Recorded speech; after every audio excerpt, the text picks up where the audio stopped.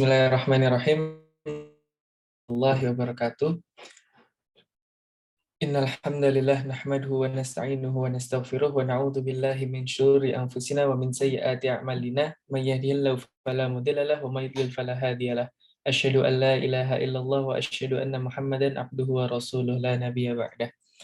Alhamdulillah, terima kasih kepada teman-teman dari Himpunan Mahasiswa Biologi yang sudah memberikan kesempatan, mungkin diwakili oleh Teh Sofi yang juga sudah menghubungi dari minggu-minggu sebelumnya.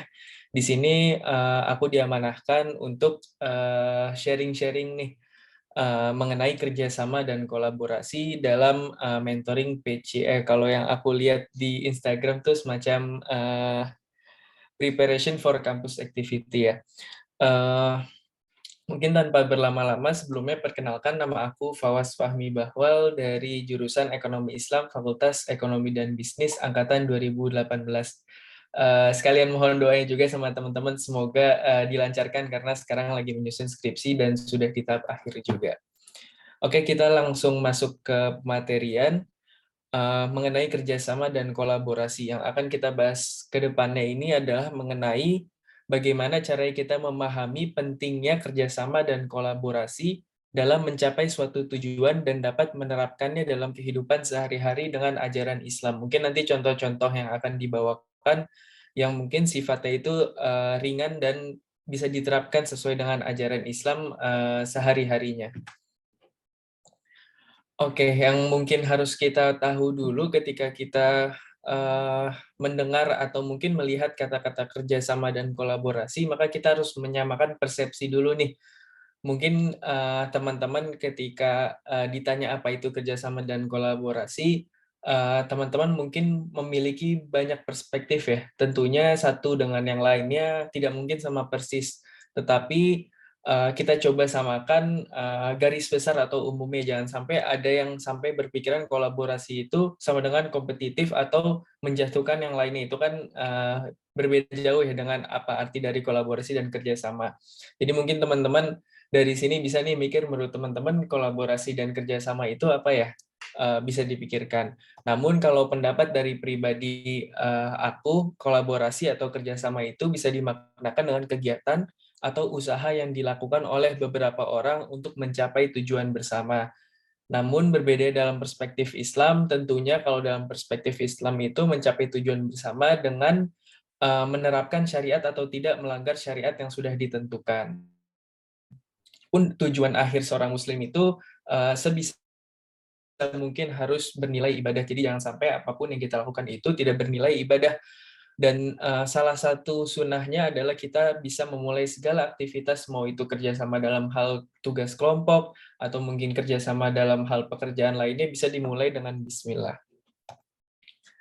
Dan di bukunya Simon Sinek itu, kalau teman-teman pernah baca, judulnya itu tuh ada yang namanya Start with Why, di mana buku itu berisi apa yang kita lakukan itu kita harus coba memulai dengan why-nya dulu, kenapa kita harus melakukan ini. Dan sebenarnya dalam Islam pun sudah diajarkan ya dari 1400 tahun yang lalu, bahwasan ketika kita melakukan sesuatu itu kita harus mengetahui dulu nih teman-teman, kenapa kita harus melakukan, apakah bermanfaat atau justru malah membuang waktu yang sia-sia atau malah banyak mudaratnya gitu. Jadi kita harus tahu nih teman-teman, kenapa sih kita harus berkolaborasi atau mungkin kenapa kita harus bekerja sama. Dan jika teman-teman udah tahu poin urgennya atau kenapanya itu, maka di situ teman-teman ketika mungkin kolaborasi, teman-teman bisa mengingat kembali kenapa kita harus kolaborasi, kenapa kita harus kerjasama. Dan di Quran surah Al-Hujurat ayat 13, Allah berfirman, "Hai manusia, sesungguhnya kami menciptakan kamu dari seorang laki-laki dan seorang perempuan, dan menjadikan kamu berbangsa saling mengenal. Sesungguhnya orang yang paling mulia di antara kamu di sisi Allah ialah orang yang paling bertakwa di antara kamu." Maka teman-teman, Allah menciptakan kita laki-laki dan seorang perempuan, keberagaman, ada kerjasama atau mungkin ada kolaborasi, sehingga kita itu bisa saling mengenal, kita bisa tahu satu dan yang lainnya, kita memiliki perspektif yang berbeda, kita bisa berdiskusi dan lain sebagainya. Dan salah satu hal yang terpenting juga dalam hadis riwayat Al-Bukhari dan Muslim, Rasulullah Shallallahu Alaihi Wasallam bersabda, seorang mukmin yang satu dengan mukmin yang lainnya bagaikan satu bangunan, satu dengan yang lainnya saling mengokohkan. Kemudian beliau menganyam seperti dianyam itu seperti begini ya teman-teman.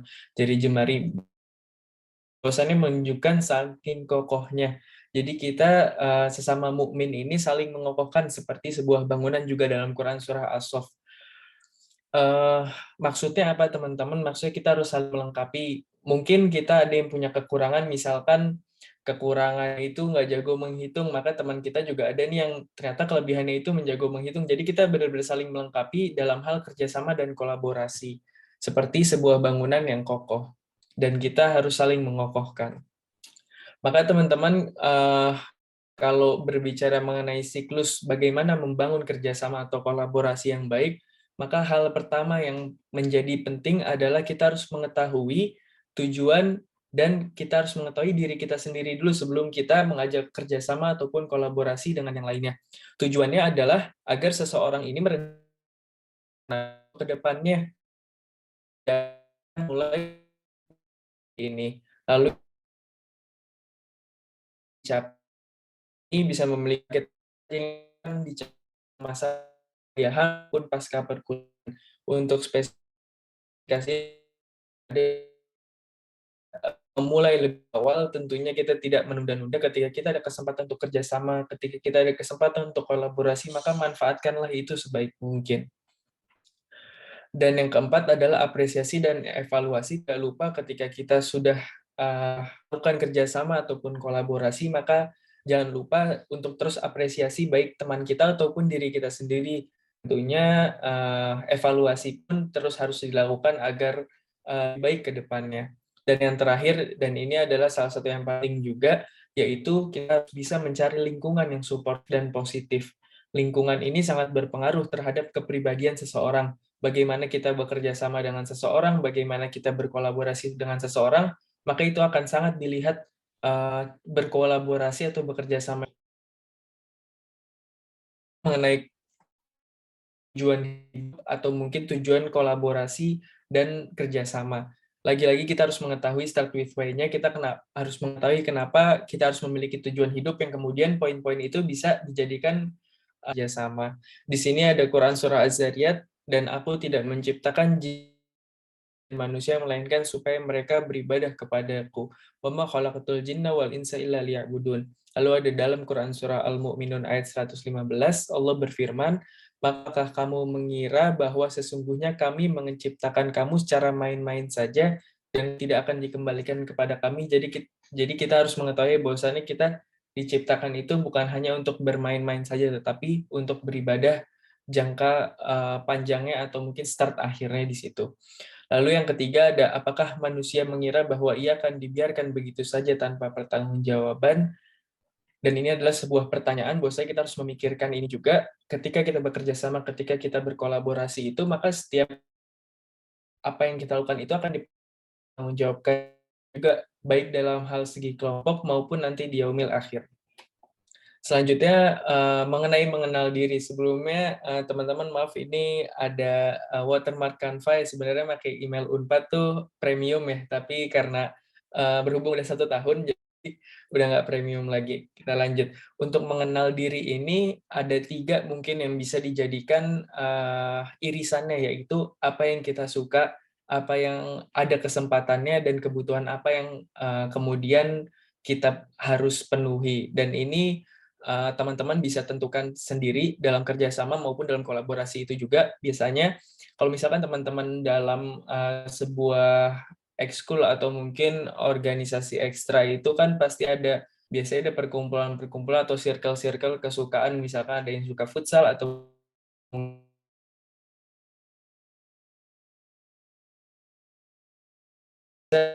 dimasukkan ke dalam kerjasama kolaborasi. Mengenai menentukan target dan memperjelas tujuan dalam kerjasama dan mungkin kerja yang harus kita capai dalam kerjasama tersebut. Yang pertama itu adalah spesifik. Teman-teman perlu menetapkan target yang spesifik, buat target secara detail, jelas, dan dapat dipaparkan dengan baik ketika kerjasama maupun kolaborasi. Jadi, jangan contohnya misalkan teman-teman memiliki 5 tim nih, teman-teman memiliki satu tim berlima orang, di mana teman-teman memiliki target dalam hal bisnis contohnya. Dan teman-teman mentargetkan bulan 5 juta, tetapi nggak tahu tuh teman-teman kurang spesifik per harinya dapat berapa, atau mungkin per minggunya dicapainya berapa, atau mungkin bagaimana cara-caranya itu harus perlu dispesifikkan. Lalu yang kedua yang tidak kalah penting adalah measurable, di mana pengukur progres dari tujuan spesifik yang sudah kita buat. Jadi itu bisa terukur, misalkan tadi ya target bisnis memiliki banyak profit, misalkan 500 juta. Itu harus terukur juga dalam berapa lama, apakah dalam 1 minggu, 1 bulan, 1 tahun, atau mungkin 5 tahun. Dan itu teman-teman harus secara spesifik agar targetnya tidak menjadi bias. Lalu yang ketiga ada attainable, yaitu target yang telah kita tentukan itu tidak harus dapat dicapai, dan target ini tidak boleh terlalu mudah, tapi juga tidak boleh terlalu sulit. Misalkan kita memiliki target dalam sebulan mendapatkan pendapatan 1 triliun, itu kan bisa dibilang sulit ya, atau mungkin bisa jadi mustahil. Tetapi juga jangan terlalu gampang, misalkan hanya 100.000 atau 200.000. Atau mungkin target lainnya teman-teman yang suka paper atau karya ilmiah, teman-teman mentargetkan dalam sebulan bisa mendapatkan juara 5 kali dalam paper karya ilmiah. Kayaknya itu kan sebuah hal yang agak sulit dicapai ya teman-teman, jika memang tidak ada hal spesifik atau measurable-nya juga. Lalu yang keempat ada relevan, di mana target tersebut target tersebut tentunya akan memiliki dampak terhadap yang lainnya. Jadi berkesinambungan, jangan hanya ketika kita memiliki target, setelah itu kita nggak tahu tuh target itu buat apa, atau bahkan target itu bukanlah hal yang positif. Lalu yang terakhir, yang kelima, ada time bound, di mana kita harus menetapkan batas waktu dalam mencapai tujuan atau goal kita itu, di mana dalam hal ini kita harus memiliki target goals, jadi itu bisa menjadikan motivasi ya, jadi kita termotivasi untuk mencapai goal tersebut karena kita tahu ada batasan. Contohnya mungkin kayak lulus, misalkan kita targetkan lulus 4 tahun atau kita targetkan lulus 3,5 tahun, maka itu menjadi motivasi kita untuk kemudian lebih semangat dalam mengerjakan hal-hal yang membuat kita cepat lulus. Oke, next-nya kita juga harus memulai lebih awal, di mana kita harus membangun network dari awal, baik itu teman, kenalan baru, dan partner-partner lainnya. Kalau bisa jangan ditunda, kalau memang bisa sekarang langsung lakukan, karena kita nggak tahu ke depannya seperti apa. Maka ini menjadi hal yang penting, di mana kita harus memulai lebih awal, memulai lebih dahulu, mencari network, mencari teman-teman yang dari teman-teman sendiri itu adalah hal yang penting. Lalu yang kedua itu ada mengenai wadah belajar, bagaimana mendapat pengalaman dan pengetahuan. Teman-teman explore, cari sebanyak-banyaknya wadah belajar, tentunya pembelajaran yang menghantarkan kita kepada target-target kita dalam hal kerjasama maupun kolaborasinya. Lalu yang ketiga, kita harus memiliki mentor juga nih, yang nggak kalah penting, yaitu arah belajar dan feedback yang diberikan oleh mentornya langsung. Dalam hal kerjasama dan kelompok pun, kita juga dibutuhkan seorang mentor, dibutuhkan atau seorang koordinator, atau sebuah pemimpin ya, untuk mengatur jalannya kerjasama dan kolaborasi. Karena jika memang tidak ada yang menjadi lead atau menjadi pemimpin dalam hal kerjasama dan kolaborasi, maka akhirnya bisa menjadi hilang arah. Kita nggak tahu nih tujuan akhirnya apa, dan tidak ada yang membuat keputusan jika nantinya dalam hal kerjasama ataupun kolaborasi itu terdapat perbedaan pendapat. Jadi ini salah satu yang penting juga. Lalu teman-teman, ini ada 4 sektor kolaborasi di masa perkuliahan. Ini menurut pendapat subjektif pribadi. Jika memang ada yang lain bisa teman-teman tambahkan juga. Tapi ini adalah mungkin salah satu dari 4 ini yang teman-teman wajiblah cobain ketika di masa perkuliahan untuk kerjasama dan kolaborasi. Yang pertama itu ada dari sektor ilmi atau keilmuan. Teman-teman bisa mencoba untuk karya tulis ilmiah, biasanya kan ada yang per kelompok juga ya, teman-teman bisa kerjasama dan kolaborasi, bahkan ketika membuat karya tulis ilmiah dari lintas keilmuan itu menjadi lebih seru, teman-teman. Misalkan teman-teman dari Fakultas FMIPA itu mencoba, atau mungkin teman-teman dari biologi mencoba untuk kerjasama dengan teman-teman di luar fakultasnya, entah itu dari kedokteran atau bahkan ke sosial humaniora, itu sepertinya akan lebih menarik dan pasti teman-teman akan lebih banyak menerima perspektif. Lalu teman-teman juga bisa untuk mencoba conference. Sepertinya conference juga bukan kegiatan yang pribadi, pasti biasanya ada teman-teman yang lain, entah itu presentasi atau hanya mendengarkan, itu menurut pribadi salah satu hal yang juga asik banget. Lalu juga ada teaching assistant, bagaimana teman-teman mencoba nih kolaborasi sama teaching assistant, atau bagaimana teman-teman mencoba kerjasama dengan para mahasiswa-mahasiswa yang teman-teman ajari atau mungkin memberikan ilmu sebagai asisten dosen. Lalu yang kedua ada syiar, di mana teman-teman bisa kerjasama ataupun kolaborasi dalam mengikuti lembaga dakwah fakultas atau mungkin lembaga dakwah kampus, atau sesimpel mengajar ngaji atau lomba MHQ, MTQ, dan lain sebagainya. Ini adalah salah satu sektor kolaborasi yang teman-teman juga disarankan untuk mencoba. Lalu yang ketiga ada politik. Untuk teman-teman yang menyukai kolaborasi di dalam hal politik, bisa mengikuti BEM, BPM, aktif dan kritis terhadap kebijakan-kebijakan yang kurang baik. Lalu yang terakhir juga ada ekonomi, bagaimana teman-teman ketika menjadi mahasiswa ini bisa untuk mencoba, mungkin kalau yang sering itu ada danusan ya teman-teman, apalagi sekarang udah mulai mereda coronanya, jadi bisa dilakukan secara offline. Lalu juga ada bisnis pada masa perkuliahan, mengikuti lomba bisnis case, atau mencoba untuk membuat startup, karena di situ banyak sekali akan dinamika-dinamika kerjasama dan kolaborasi yang teman-teman akan dapatkan. Dan tak lupa untuk apresiasi setelah usaha yang maksimal ketika kita lakukan dalam hal kerjasama dan kolaborasi, maka jangan lupa untuk memberikan penghargaan kepada diri sendiri maupun tim sebagai bentuk apresiasi yang sudah kita lakukan. Namun di samping apresiasi, kita juga harus melakukan evaluasi di mana memperbaiki kesalahan-kesalahan yang ada pada sebelumnya dan berusaha untuk tidak mengulangi kesalahan-kesalahan yang sama dalam hal kerjasama maupun kolaborasi yang sudah kita lakukan. Dan ini sifatnya kita harus open-minded, di mana kita harus menerima segala feedback dari teman-teman kita. Jangan kita mungkin disebutnya terlalu baperan ya, terlalu membawa perasaan, sehingga ketika teman kita memberikan feedback dengan sangat tulus mungkin, atau dengan sangat jujur dan sangat ikhlas, malah kita nggak terima. Dan ini adalah salah satu hal yang poin improvement yang harus kita tingkatkan. Dan salah satu mungkin yang bisa dibilang feedback yang baik adalah ketika kita memberikan feedback kepada teman-teman kita itu secara diam-diam, bukan terang-terangan malah menjatuhkan pribadinya. Maka kita bisa lakukan ini dengan cara diam-diam, dan yang menerima pun seharusnya bisa lebih legowo mungkin ya, karena kita juga harus mengevaluasi diri kita maupun teman-teman kita dengan cara yang ikhlas dan juga dengan cara yang baik. Dan ini yang terakhir, yaitu mencari lingkungan yang suportif, di mana kita harus memiliki teman-teman yang bisa menasehati kebaikan,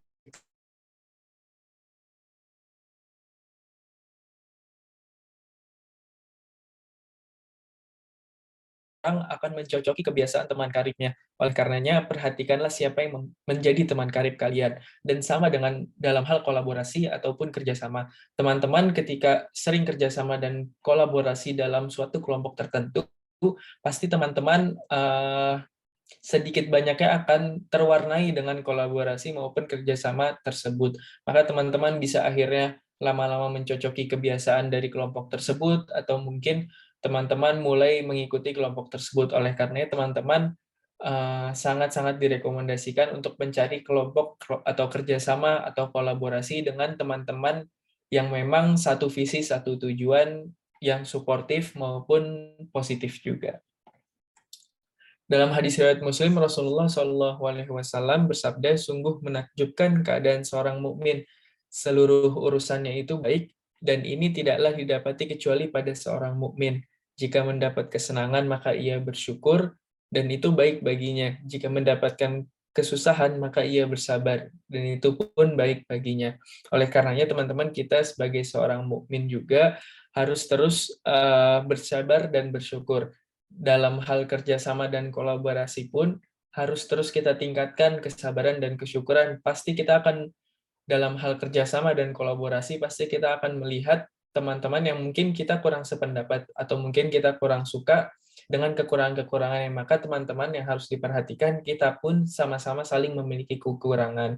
Maka bagaimana caranya kita itu bisa untuk uh, menasihati teman-teman kita akan kekurangan dan terus kita mengingat terus kelebihannya karena banyak orang-orang saat ini mungkin ketika bekerja sama dengan suatu kelompok tertentu ketika melihat satu kekurangan aja seakan-akan kelebihannya semua dilupakan. Maka ini yang jangan sampai terjadi pada diri kita sendiri. Ketika mungkin kita dalam kerjasama dan kolaborasi menemukan teman-teman kita yang kurang sependapat atau kita lihat kekurangannya, maka ingatlah bahwasannya kelebihannya pasti jauh lebih baik daripada itu. Di samping itu pun kita tidak boleh untuk terus kemudian membiarkan kekurangan teman-teman kita karena itu pun juga tidak baik bagi diri kita ataupun teman-teman kita. Jadi sebisa mungkin kita terus menasihati dengan cara diam-diam dan dengan cara yang baik. Oke, mungkin itu aja teman-teman yang bisa di-share-kan mengenai kerjasama dan kolaborasi. Jazakallah khairan dikembalikan kepada teman-teman panitia.